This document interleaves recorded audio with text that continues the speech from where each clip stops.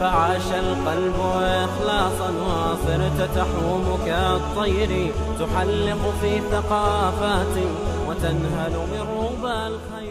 Wallahi, sometimes failure makes you a person who is much better in character.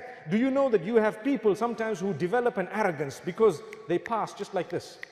They develop an arrogance. They become people who think, hey, that's it, it's me. Thank you, fans. Thank you all, To be honest with you, Allah will wake you up one day to say, you know what? You're just one human being. You're going to return to me.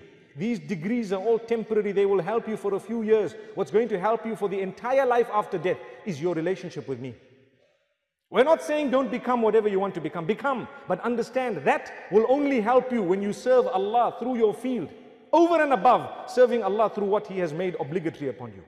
So how I start as a Muslim, if I want to follow Muhammad sallallahu alaihi wasallam, I will start off with my obligations. I'll be a good Muslim. I'll try my best to fulfill my salah, to dress appropriately. My social relations need to be pure and clean and so on. I need to treat people with respect and what have you. Over and above that, if I am, for example, a doctor, I will ensure that I am honest, trustworthy, hardworking. I serve dedicatedly, Muslim, non-Muslim, whoever it is. Even if you're a veterinary, you could enter paradise through that. Do you want to hear the evidence? People say, what? You mean I just look after dogs and I can enter heaven?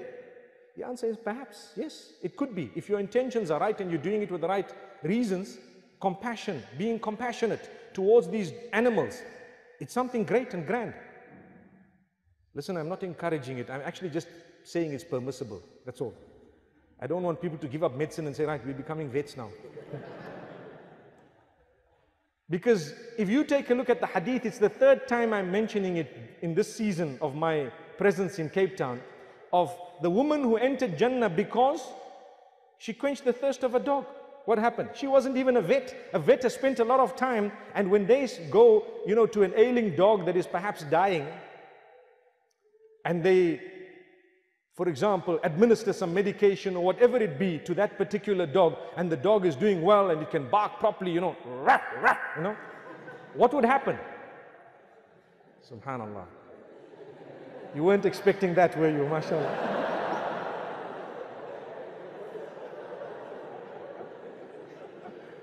I was just telling the uncle here that, when we got a talk for youth and the university students, I enjoy it because I can just be myself. The minute you see old people with white, grey hairs here, I couldn't do what I just did. But the point is, you get happy because the dog is once again on its feet, walking around, wagging its tail, whatever, and it's gone.